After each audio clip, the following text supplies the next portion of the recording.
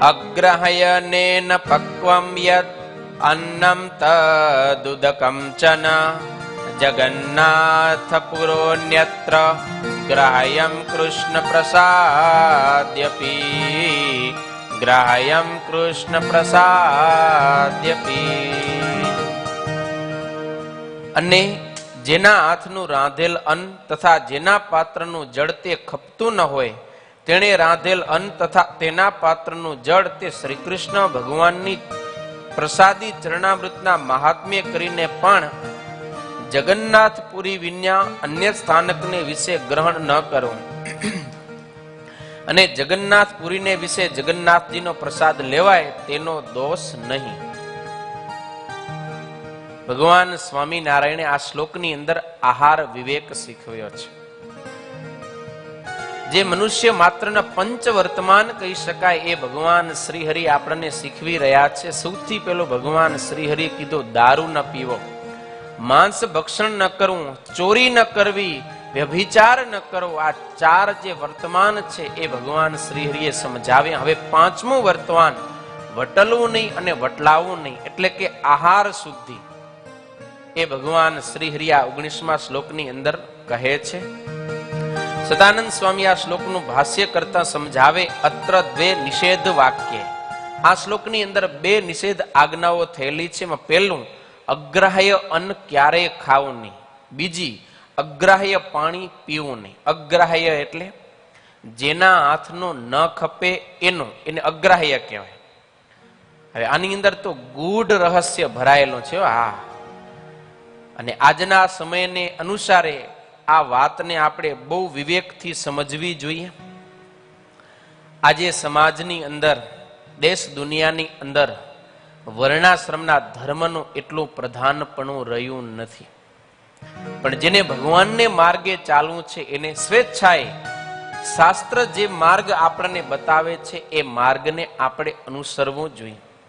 અહીંયા સદાનંદ સ્વામી કહે છે કે શ્રીજી મહારાજે આ શ્લોકની અંદર પવિત્ર આહાર ગ્રહણ કરવાનું મહત્વ બતાવ્યું છે.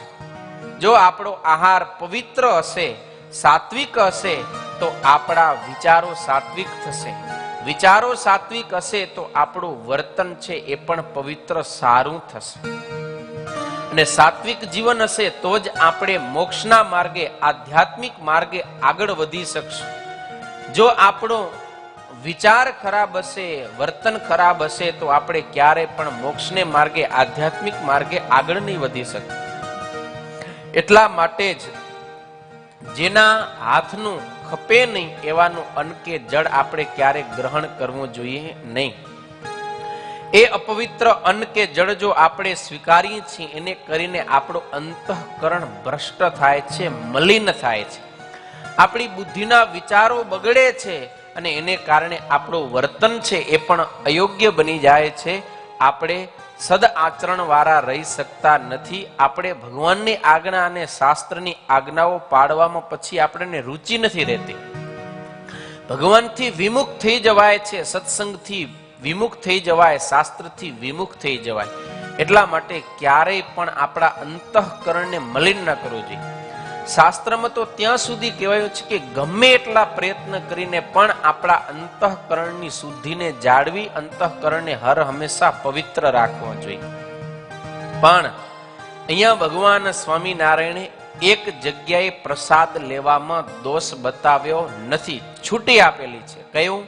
તો કે જગન્નાથપુરીને વિશે જગન્નાથ ભગવાનનો પ્રસાદ લેવામાં કોઈ પણ પ્રકારનો ગ્રાહ્ય અગ્રાહ્ય એવો વિચાર કરવો નહીં.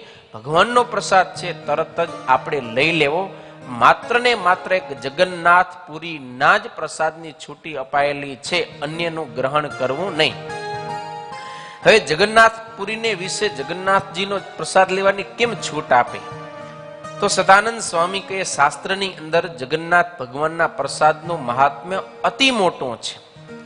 પુરાણોની અંદર એવી એક કથા આવે છે કે એકવાર જ્યારે જગન્નાથ ભગવાનની સ્થાપના થઈ ત્યારે બધાએ દેવતાઓ જગન્નાથ ભગવાનના દર્શન કરવા માટે જગન્નાથપુરીમાં પધાર્યા છે. અને જગન્નાથપુરીમાં તો લાખોની મેદની આજે પણ આપણે જોઈએ છીએ જ્યારે રથયાત્રા નીકળે છે કે સામાન્ય દિવસોમાં પણ જગન્નાથપુરીમાં ભગવાનના દર્શન માટે લાખો ને કરોડો હરિભક્તો આવતા હોય છે. તો જ્યારે ભગવાનના દર્શન કરવા માટે લાખો લોકોની ભીડ ભરાણીથી એક મેળા જેવો માહોલ હતો અને બધાને ત્યાં કને રાંધેલા ભાતનો પ્રસાદ અપાતો હતો. એ વખતે બ્રહ્મા, વિષ્ણુ, મહેશ, ચંદ્ર, ઇન્દ્ર, વરુણ, અગ્નિ ઇત્યાદિ બધાએ દેવતાઓ ભગવાન જગન્નાથજીના દર્શન કરવા માટે આવ્યા છે.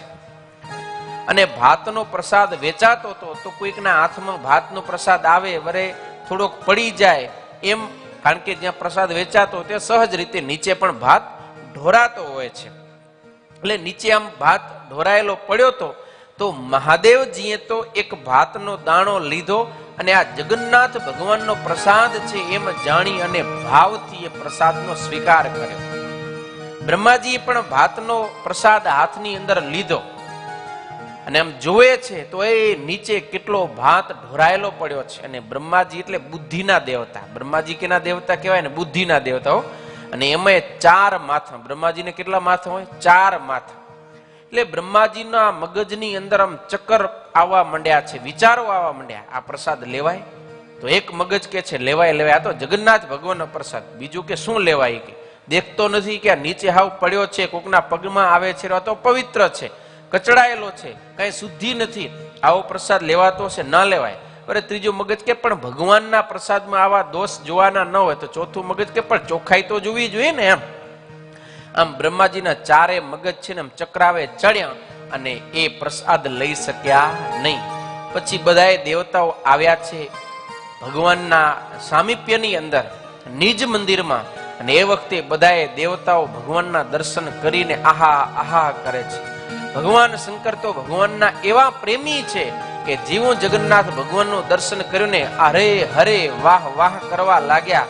અને બ્રહ્માજીને કહે છે કે બ્રહ્માજી દર્શન કરો, આજે તો ઠાકોરજી આપણને દર્શન આપે. કેવી અદ્ભુત ભગવાનની લીલા, શોભા, રૂપ, ઐશ્વર્ય આમ મહાદેવજી વર્ણન કરતા જાય. પણ બ્રહ્માજીને જગન્નાથ ભગવાનનું દર્શન પણ થતું નથી. એટલે બ્રહ્માજી પૂછ્યા કરે પણ મહાદેવજી ભગવાન છે ક્યાં? શું પ્રશ્ન કર્યો? એ કે તમે વાવા કરો છો રે મને દર્શન કરવાનું કહો છો, પણ ભગવાન છે ક્યાં? શંકર ભગવાન કે શું વાત કરો બ્રહ્માજી, તમે આ પ્રત્યક્ષ ભગવાન અહીંયા સામે વિરાજમાન છે, તમને દર્શન નથી થતા? તો કે ના, મને તો બધું ખાલી દેખાય, મને તો અહીંયા ભગવાનના દર્શન નથી થતા. શંકર ભગવાન કે અમને બધાને દેવગણ સહિત અમને બધાને દર્શન થાય છે, તમને દર્શન નથી થતા. તમે વિચાર કરો, તમારાથી ક્યાંય ભગવાનનો અપરાધ તો નથી થઈ ગયો ને? બ્રહ્માજી અંતર્મુખ કરી અને જોયું ને તરત જ ખબર પડી ગઈ કે મારાથી જગન્નાથ ભગવાનના પ્રસાદનો અનાદર થઈ ગયો, એટલા માટે જ ભગવાન મને દર્શન આપતા નથી. અને તરત જ દોડી અને બ્રહ્માજીએ ભાતનો પ્રસાદ લીધો જગન્નાથ ભગવાનનો અને ફરીથી મંદિરમાં આવ્યા. ત્યારે બ્રહ્માજીને જગન્નાથ ભગવાનના દર્શન થયા છે. તો આટલો મોટો મહાત્મ્ય છે જગન્નાથપુરીને વિશે ભગવાનના પ્રસાદનું.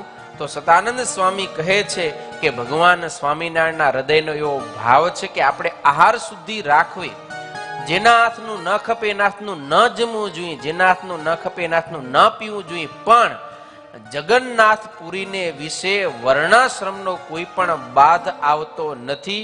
શાસ્ત્ર અને ભગવાન શ્રી હરિના આદેશ મુજબ આપણે જ્યારે પણ યાત્રા કરવા માટે જગન્નાથપુરી જઈએ ત્યાં કને જેવી હાલતમાં જગન્નાથ ભગવાનનો પ્રસાદ મળે આપણે મહિમા સમજી અને એ પ્રસાદ ગ્રહણ કરી લેવો જોઈએ. આવો ભાવ છે. પણ બીજી અન્યત્ર જગ્યાએ પ્રસાદી ચરણામૃતના મહાત્મ્ય કરીને પણ આપણે જો ન લેવા યોગ્ય હોય તો પ્રસાદ ક્યારે ન લેવો. કોઈક અપવિત્ર વસ્તુ હોય, ગાળ્યા છાડ્યા વિનાની હોય, માંસયુક્ત હોય ને આપણને કોઈ એમ કે ભાઈ આ તો આ ફલાણા દેવનો પ્રસાદ છે, આ તો ફલાણી માતાજીનો પ્રસાદ છે, ભગવાનનો પ્રસાદ છે, પણ જો યોગ્ય નથી તો ભગવાન સ્વામિનારાયણ ના પાડે છે કે એ પ્રસાદ પણ આપણે મહાત્મ્ય હોવા છતાંય લેવો જોઈએ નહીં. જેટલો ભગવાનના પ્રસાદનો મહિમા છે એટલો જ શાસ્ત્રની અંદર આહાર શુદ્ધિનો મહિમા છે. આહાર શુદ્ધ હોય તો જ આપણે એ પ્રસાદ લેવો જોઈએ. જો કે આમ તો ભગવાનને ક્યારે પણ એવો અપવિત્ર ભોગ ધરાવવાનો જ ન હોય, ભગવાનને એવો શુદ્ધ જ આ ભોગ ધરાવવાનો હોય કે જે આપણે પ્રસાદ તરીકે લઈ શકીએ, જેથી કરીને પ્રસાદ લેવામાં ક્યારેય બાધ ના આવે. પણ કદાચ કોઈ અજાણતા કે આળસવશ એવું કોઈ અપવિત્ર કે મેલું કે પછી ગાળ્યા છાડ્યા વિનાનું, ચોખાઈ વિનાનું એવું કઈ નૈવેદ્ય ભગવાનને દેવદેવીને અર્પણ કરે તો એ ક્યારેય પણ આપણે અયોગ્ય હોય તો પ્રસાદના મહાત્મ્ય કરીને પણ લેવું જોઈએ નહીં.